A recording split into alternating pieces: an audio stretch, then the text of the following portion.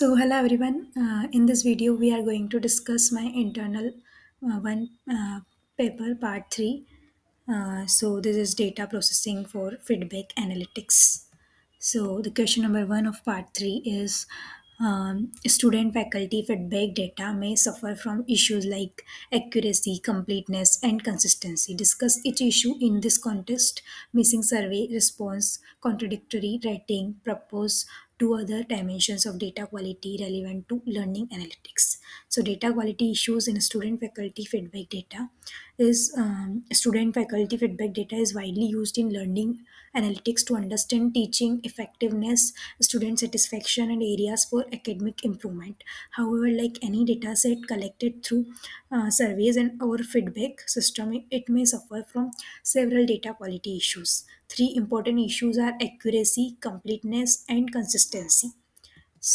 What is accuracy? Accuracy refers to how correct, reliable, and truthful the collected data is. In the context of student faculty feedback, problems related to accuracy are biased responses. A student may give extremely high or low score based on personal emotions rather than actual faculty performance. Example: a student upset about low marks may rate all categories as poor even if teaching quality was good. After it, careless or random rating. Some students submit feedback quickly without reading questions, selecting random or same ratings for all items. Why accuracy matters? Inaccurate data lead to wrong conclusion, affecting faculty evaluation, teaching improvement, and academic decision making. Completeness referred to how much of the required data is actually provided. Missing or incomplete responses reduce the usefulness of feedback data. Problems related to completeness: missing survey responses. Many students do not fill out the feedback form, resulting in a low response rate. Partially filled forms: student may skip questions, particularly open-ended questions. Example: a student answer only rating questions but leave comment section blank. Incomplete student information. Missing demographic data prevent meaningful analysis like comparing feedback across different groups. Why completeness matter? If data is incomplete, the insight gain may be biased or not representative of the whole student population. Consistency refers to whether the data follows a uniform pattern without contradiction across entries. Problem related to consistency: contradictory rating. A student gives a faculty member high rating for teaching clarity but very low rating for overall effectiveness, which is inconsistent. Different rating pattern for similar questions. Two similar questions may receive drastically different responses, showing the data may not be internally reliable. Variation in response format: if the feedback system allow text and numeric responses inconsistently, analysis become difficult. Why consistency matter? Consistent data help in building trustworthy insights. Inconsistent data may lead to faulty interpretations. Two other important data quality dimension for learning analytics is timeliness and validity. Apart from accuracy, completeness, and consistency, two additional dimensions are crucial in learning analytics. There's two are the timeliness and validity. Timeliness is refers to how up to date and promptly collected the data is. Importance in learning analytics: feedback collected rate may not reflect correct student experiences. Real time or timely data help institutions make quick improvement in teaching method. Delayed data reduces the relevancy of insights for both students and faculty. Validity refers to whether the data truly measures what it is supposed to measure. Importance in learning analytics: if feedback questions are poorly designed, they may not measure actual teaching performance. Example: asking "Did you enjoy this course?" does not directly reflect teaching quality. Valid data ensure that insights are meaningful, credible, and aligned with learning objectives. High validity improve the usefulness of analytics in policy making and curriculum design. Question number 2 is handling missing student feedback values. Discuss approaches such as ignoring tuple, filling manually, filling with constants, mean, mode, median imputation, class specific imputation, or most probable value methods. Handling missing student feedback values. In student feedback dataset, missing values are common due to students skipping questions, leaving survey incomplete, or technical submission error. Handling this missing values is essential because they affect the accuracy, reliability, and usefulness of learning analytics. Several approaches can be used to deal with missing data depending on the context and the amount of missing information. Ignoring tuple list-wise deletion. This method remove entire records that contain missing values. How it works? If a student's feedback form has missing responses, the entire row is deleted. Advantages: simple and easy to implement. Ensure the final data set has no missing values. Disadvantages are leads to loss of data, especially if many students leave questions blank. Results may become biased if the missing data is not random. After it, filling manually. In this method, missing values are filled by the teacher, analyst, or data administrator based on their judgment. Advantages: human expertise may produce more reasonable estimates than automatic methods. Used for small data sets or when missing values occur in open test responses.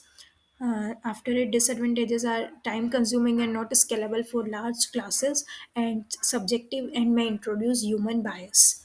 After it, third is filling with constants. A simple constant value is used to replace all missing entries. Example: filling missing ratings with 0, 1, or a neutral rating like 3 on a 5-point scale. Filling missing text filled with no response. Advantages: very easy to apply, useful for categorical fields such as yes or no questions, and disadvantages are may distort the distribution of data. Constant values may not reflect actual student opinions. After it, mean mode median imputation. So this is mean imputation, replace missing numeric value with the average rating from all students. Median imputation useful when data has outliers. Mode imputation used for categorical feedback questions such as was the teacher punctual, yes or no. So the advantages are preserve our overall distribution better than constant filling, simple and widely used in analytics. Then disadvantages are reduces variability in data, may not be accurate if data is highly skewed or missing values are not random. After it, class specific imputation. In this method, missing values are filled based on the group to which the student belongs. How it works: data is divided into groups such as male or female student, department, semester, high performing vs low performing students. Then missing values are filled using mean, mode, median of that class instead of entire dataset. Advantages are more accurate because students within the same class may share similar patterns, reduces bias compared to global mean imputation. And disadvantages are require additional information, class labels, difficult if class size is small. Most probable value method, model based imputation. This is a advanced approach where statistical or machine learning model predict the missing values. Techniques used: regression model, decision tree, k nearest neighbor, expectation maximization, and a neural network. How it works: the model learn from complete data and predict the most likely value for each missing entry. Advantages are produces highly accurate estimates, capture complex patterns in student feedback, preserve correlation between questions, and disadvantages are computationally expensive, require expertise to implement, and prediction may still have some uncertainty. Question number three is consider the feedback rating. Smooth the rating using bean means with bean depth, then illustrate steps, suggest best way to detect outliers, and discuss other methods for data smoothing. So, given feedback ratings are to illustrate, we use this sample list of student ratings. This is the list. After it, step one is to um, Step 1 is to attach original indices and sort by rating. So we can arrange this using this. After it, step 2 is group into consecutive beans of depth 3. So group it like this. After it, step 3 is compute bean means. So we can compute bean like this. Bean means we used this, and bean medians replace each mean with its median instead of mean. After it, moving average sliding window for ordered data, replace each value with mean of neighbors. After it, weighted moving average recent observation weighted more heavily. After it, question number 12 is in data integration of MCA MTech analytics. Discuss schema integration, handling redundant data, and resolving conflict in values. So, data integration for MCA MTech analytics, schema integration, problem, steps to solve, and schema matching and mapping.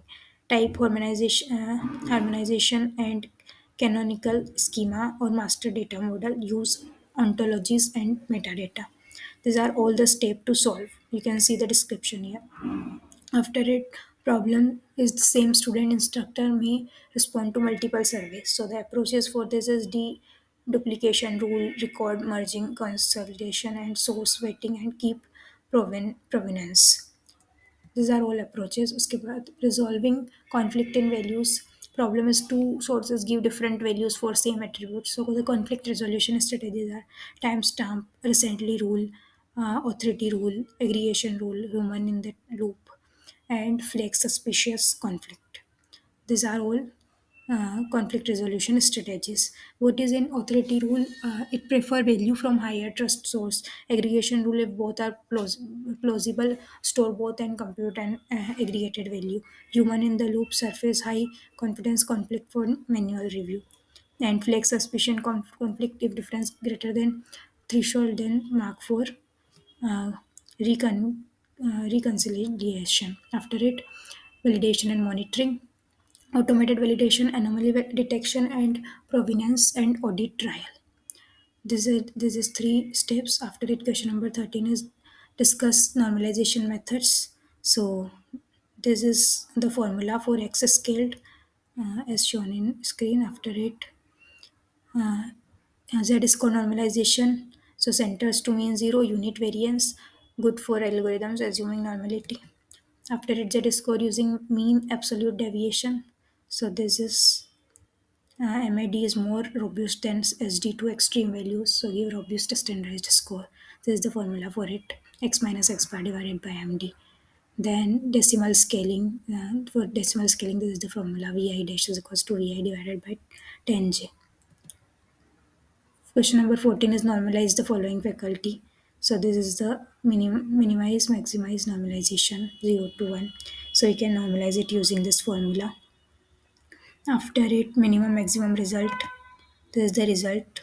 After it, Z score normalization, we can use for Z score normalization, we can use this formula and can put values and calculate this. After it, sample variance. So for sample variance, this is the formula and we can use it. After it, Z score using median mean absolute, so we can calculate this using as this steps. So with using this, by using this, we can calculate Z score result. After a decimal scaling, so we can calculate it by this method.